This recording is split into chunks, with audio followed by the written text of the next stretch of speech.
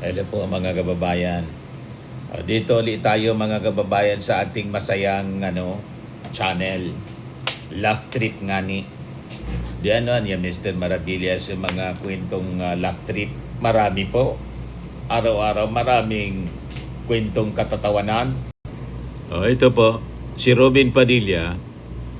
Ang sabi dito sa balita, Robin named Basic Education Vice Chair amid Senate revamp. Vice Chairman na pala si Robin Padilla ng Senate Committee on Education. Pag ganyan po mga kababayan, lalo nitong pupurol yung isip ng mga kabataan.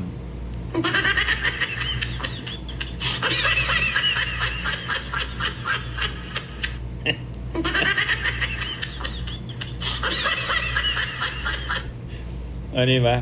Mga kababayan, dadami nito yung mga bopols.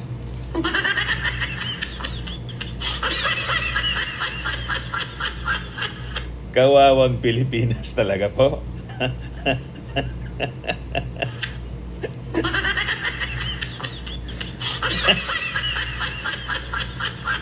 Ano na niya Mr. Maravillas nangyayari dito sa ating bansa? Para na pong sinumpa.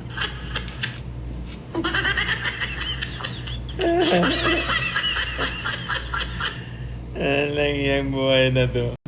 Yun palang mga kababayan na si Sara Duterte, naging Defense Secretary, yung naging resulta po, ito po, nagpatato. Ayan no regrets. Baka niya Mr. Maravillas, no regrets ang ibig sabihin. Yun na nga po. Kaya lang po, nang maging Defense Secretary si Sara Duterte, yun ang naging resulta.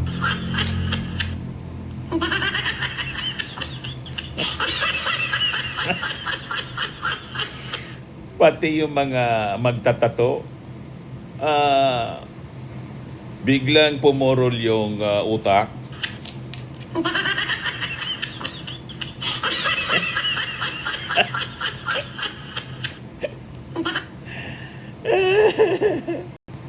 Yung no regrets, naging no regrets. Sabi dyan, bahala kayo dyan. Ang sakit pa naman magpatato.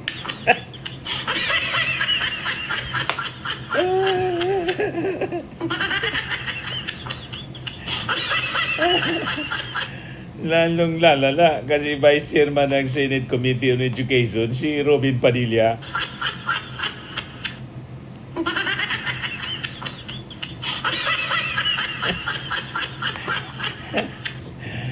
Di ba, mga kababayan? Pati spelling po ng regrets, hindi magets.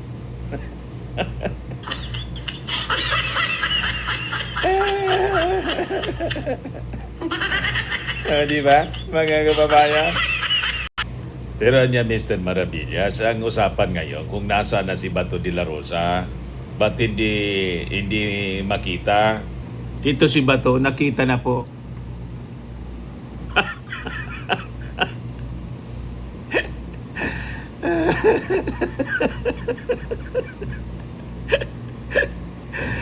Di ba, mga kababayan?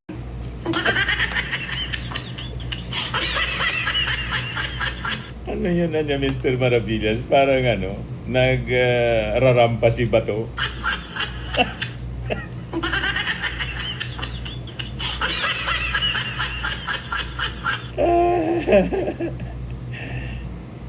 Yan po si Bato mga kababayan, nang hindi pa niya alam na valid pala yung ICC warrant.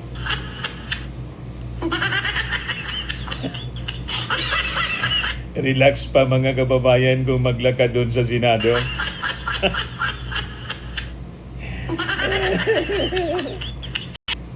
Loko ka niya, Mr. Maravillas. Nakita ko lang po. Alam naman po ninyo yung mga netizens. Ang galing gumawa ng mga AI.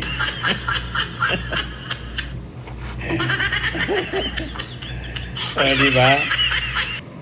May bagong pelikula pala mga kababayan si Robin. Ang titulo, Ang Utol Kong Senador to, Una Kang Mamatay.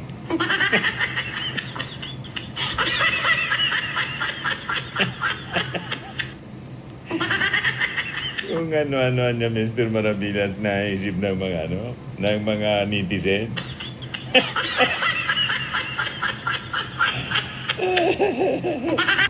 O ito pa, sabi dito, gustong mangyari ng majority ay pwede yung work from jail.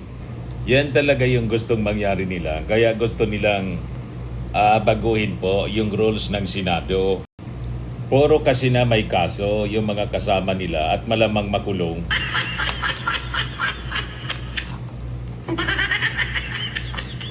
Ang gustong mangyari nila habang nakakulong, gusto pang mag-sesyon at sumweldo.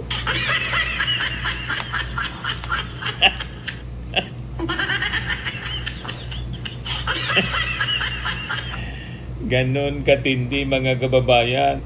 Ganon kakapal yung apog nitong mga majority senators.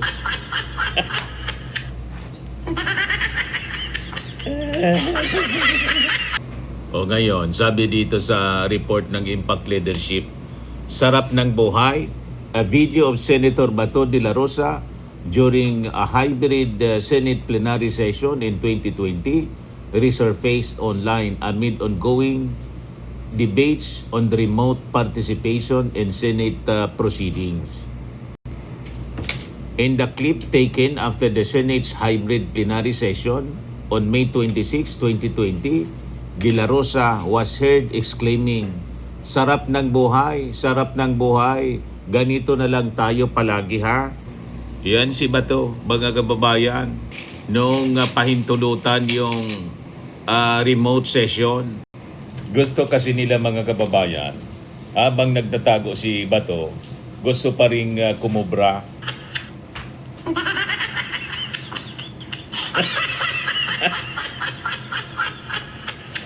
Di ba?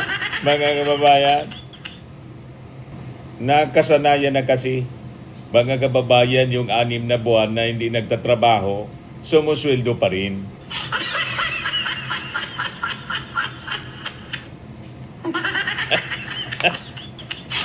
Di ba?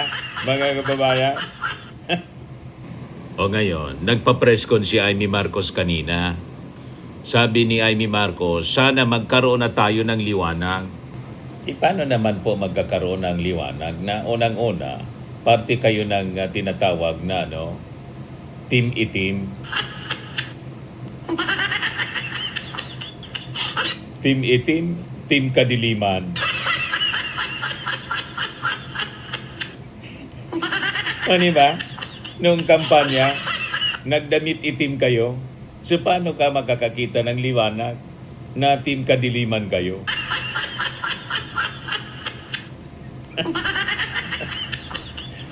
Tapos yung dinidepensa mo na leader, si Sara Duterte, gustong maging presidente ng impyerno. Tapos yung kinakanta niya, kami ang apoy na hindi mapatay.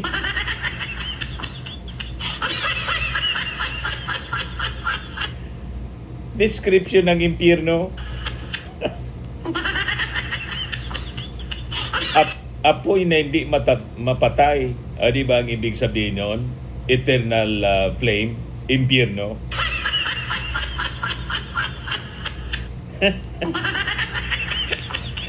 Ano ba po? Talaga itong si Amy Marcos, burugsukan ang tawag dito sa amin.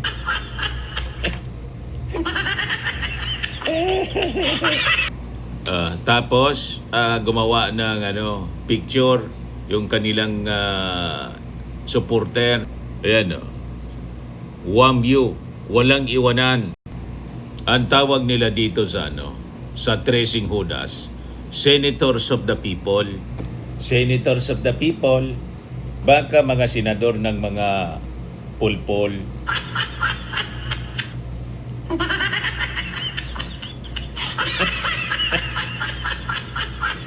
Puro pulpol yung mga suportador kasi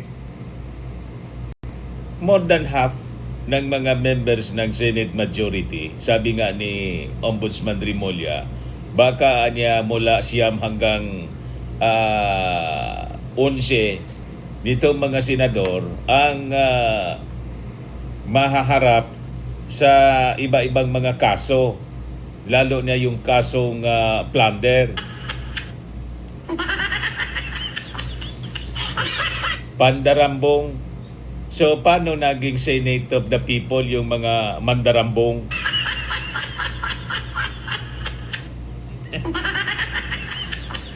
Di ba? Mga kababayan, paano naging senators of the people yung mga magna?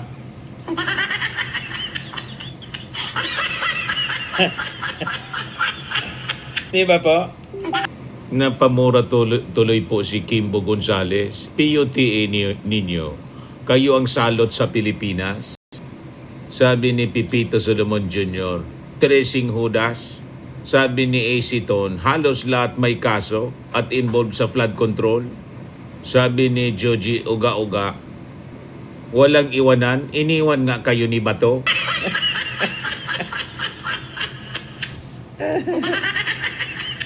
Si Bato, mga kababayan, pati si Digong, iniwan. Ayan o, from Tay kami naman, naging Tay, ikaw na lang. Biglang nagbago yung isip ni Bato na samahan si Digong sa The Hague.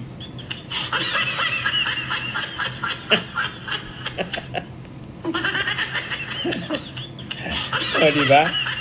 Mga kababayan, ay hindi totoo yung sinasabing walang iwanan. Nangyayari ngayon, puro laglagan.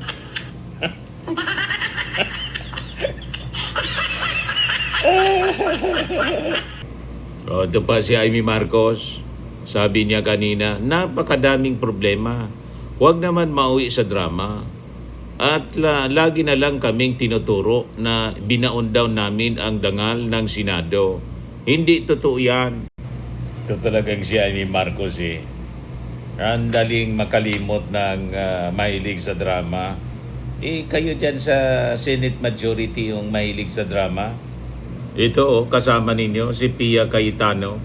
Yung drama niya na ang titulo, wala man lang sa inyong nangumusta. Trending nga sabi niya. At proud siya kasi nag-trending daw yung drama niya.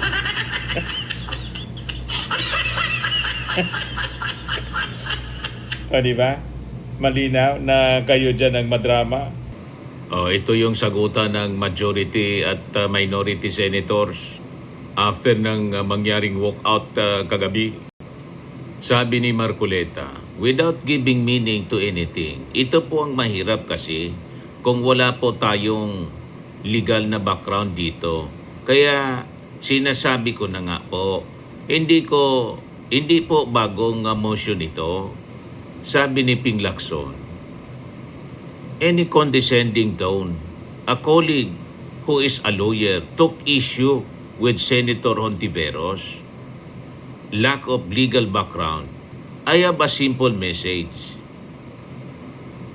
It's the rules, stupid. Oo nga. Stupido.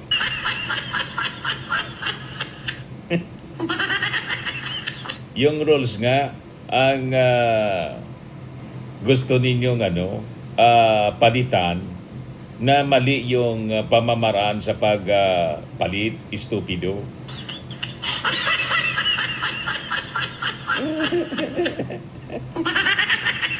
Diba? Mga babayan. Sabi ngayon ni Amy Marcos, there's an ongoing effort to build up cases against the present Senate majority. Pag ganyan, yung mga kasama po ninyo, sabi ni Ombudsman Remulla, baka umabot sa 11 na mga members ng Senado ang makasuhan at makulong. So, ang mangyari niyan, ilipat na lang ninyo yung Senate Session Hall doon sa Bilibid.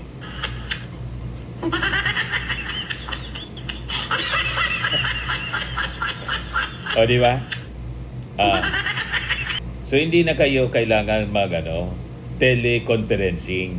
Yung mismong session hall ng Senado, ilipat na ninyo sa Bilibid.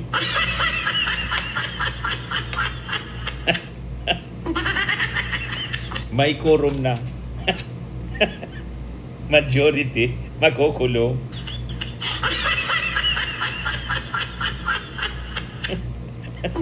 O, di ba? O, kasama dyan si Robin kasi siya yung nanguna sa pagpatakas kay Bato.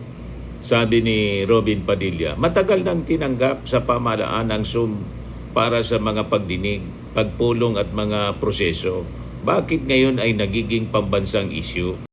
Naging pambansang issue po kasi malinaw, wala mang pandemic. Ang disenyo kasi ng pag-allow na makapag-participate pa rin sa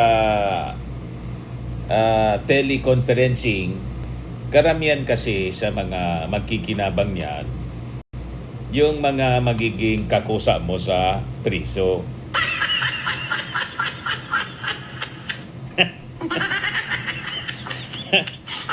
Di ba? Yun ang malinaw kasi majority naharap sa kasong plunder, pandarambong. Di ba? O ngayon si Harry Roque biglang nag-react na naman. Sabi ni Harry Roque, ang yabang mo di mo naman alam ang ibig sabihin ng ad hominem. Patama niya mga kababayan kay Senator Erwin Tulfo na ipinagtanggol si Risa Hontiveros. Kayo naman, minamaliit naman ninyo yung tao. Alam namin ang ibig sabihin ng ad hominem. Ang ibig sabihin ng ad hominem po, additional humba.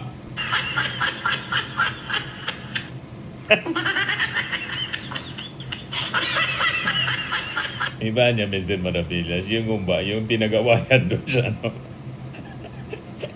ng mga dide sa dahig. Opo, yung nakipag-agawan mismo si Harry Roque ng humba. Yun ang ibig sabihin ng ad hominem, additional humba.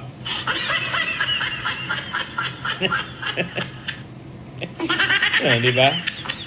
O ito may bagong post si Harry Roque. Thanks DDS Paris. O ito si Harry Roque nagpa-picture kasama yung mga DDS. Kita niyo yung itsura ni Harry Roque Parang hindi na po naliligo. Itsura na pong palaboy.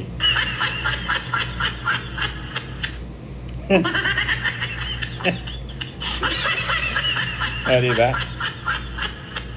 Palipat-lipat mga kababayan kung saan-saan kasi wanted ng gobyerno.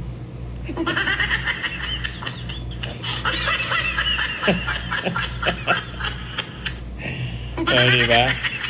Walang kadala-dala. Wala pa rin tigil sa pagbanat sa ating gobyerno. Ang itsura ni Harry Roque para ng taong grasa. Parang hindi na po naliligo.